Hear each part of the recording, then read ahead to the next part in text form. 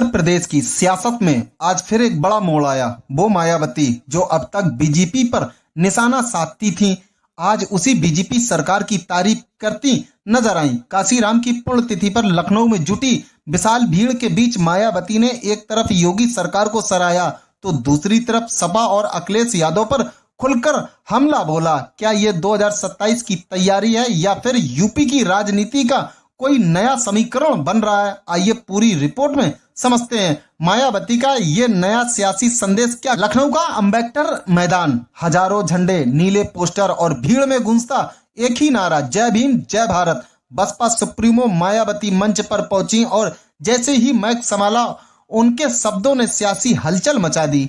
जब सपा सत्ता में रहती है तो ना उन्हें पीडीए याद आता है ना हमारे महापुरुष, लेकिन जब सत्ता जाती है तो संतों और महापुरुषों की बातें करने लगते हैं। ये दोगलेपन की राजनीति है, इससे सावधान रहें। मायावती के निशाने पर साफ तौर पर समाजवादी पार्टी थी, लेकिन सबसे चौंकाने वाली बात आई कुछ ही मिनट बाद जब उन्होंने मुख्यमंत्री योगी आदित्यनाथ की तारीफ कर दी।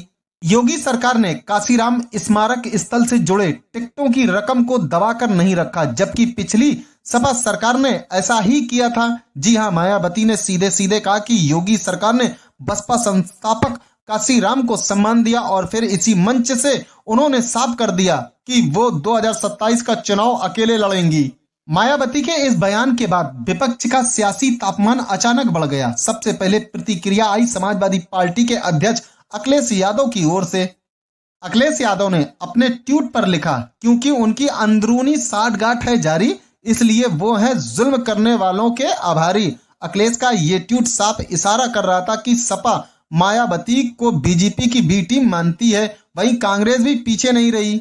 अजय राय, यूपी कांग्रेस अध्यक्ष ने कहा, मायावती ने काशीराम जी की मेहनत पर पानी फेर दिया। वो भाजपा की गोद में बैठी हैं और उसी के कहने पर यह कार्यक्रम कर रही हैं। काशीराम जी ने संघर्ष से बसपा खड़ी की थी, लेकिन मायावती ने उसे बेच दिया। यानी लखनऊ की इस रैली ने एक बार फिर यूपी की राजनीति को 3 हिस्सों में बांट दिया। भाजपा अपनी राह पर, सपा और कांग्रेस एक खेमे में है और मायावती अकेले अपने मिशन में। राजनीतिक विशेषज्ञ कह रहे हैं मायावती फिर से 2007 वाला सोशल इंजीनियरिंग फॉर्मूला दोहराने की कोशिश कर रही हैं। वो फॉर्मूला जिसने पहली बार यूपी में एक दलित नेता को पूर्ण बहुमत से सत्ता दिलाई थी। इस फार्मूले में ब्राह्मण, दलित, पिछड़ा और मुस्लिम वोटों का समीकरण था और अब मायावती उसी दिशा में कदम बढ़ा चुकी हैं। भाईचारा कमेटी को फिर से सक्रिय किया गया। यूपी के करीब 90% बूथों पर संगठन की पकड़ मजबूत की जा रही है। हर बूथ पर 20 से 30 युवाओं की टीमें बनाई जा रही हैं जो घर घर जाकर काशीराम के विचार और बहुजन मूवमेंट का संदेश पहुंचाएंगे और जल्द ही पार्टी गांव-गांव चौपाल और सीधा संवाद अभियान शुरू करने वाली है। यानी मायावती अब रैलियां नहीं कर रही हैं, बल्कि संगठनात्मक स्तर पर 2027 की नींव रख रही हैं। बसपा कभी यूपी की सत्ता की सबसे बड़ी ताकत हुआ करती थी, लेकिन पिछले कुछ चुनाव में पार्टी लगातार कमजोर हुई। 2022 के विधानसभा चुनाव में बसपा को केवल 1 सीट मिली, लेकिन अब मायावती उसी जमीन को फिर से पाने के लिए उतरी हैं। उनका दावा है कि वो अकेले चुनाव लड़ेंगी। एक बड़ा सियासी संदेश है, वो ना किसी संगठन में है ना किसी मोर्चे का हिस्सा।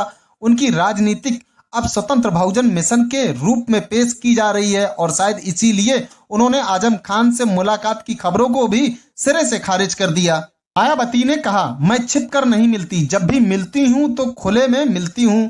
इस बयान ने साफ कर दिया कि मायावती फिलहाल किसी भी सियासी गठबंधन के मूड में नहीं है। मायावती की ये रैली केवल काशीराम को श्रद्धांजलि नहीं थी, बल्कि यूपी की सियासत में अपने वजूद का ऐलान भी थी।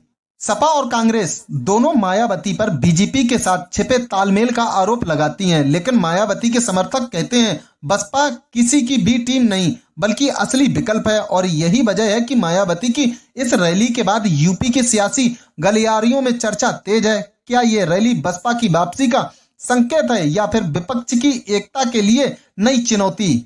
रैली में उमड़ी भीड़ ने एक बात तो साफ कर दी कि मायावती के पास अभी भी वो ग्राउंड कनेक्शन है जो उन्हें बाकी नेताओं से अलग करता है। वीडियो फुटेज में नजर आते हैं हाथ में नीले झंडे, नारे की गूंज और मंच से बार बार गूंजती आवाज बहुजन समाज पार्टी जिंदाबाद। ये वही भीड़ है जो कभी 2007 में बसपा को सत्ता तक पहुंचा चुकी थी। अब सवाल है, क्या ये भीड़ 2027 में भी वही करिश्मा दोहरा पाएगी? लखनऊ की रैली ने बसपा को फिर से सुर्खियों में ला दिया। मायावती के बयान ने विपक्ष की एकता पर सवाल खड़े कर दिए और योगी सरकार की तारीफ ने सियासी संदेशों के नए मायने गढ़ दिए। क्या ये मायावती का नया आत्मविश्वास है या फिर 2027 की पोजीशनिंग का हिस्सा? सवाल कई है, लेकिन इतना तय है कि उत्तर प्रदेश की राजनीति में मायावती फैक्टर अभी भी जिंदा है और आने वाले महीनों में ये फैक्टर तय करेगा कि 2027 का चुनाव किस दिशा में जाएगा। आप इस पूरे मुद्दे के बारे में क्या सोचते हैं? अपनी राय हमें कमेंट पर जरूर बताएं।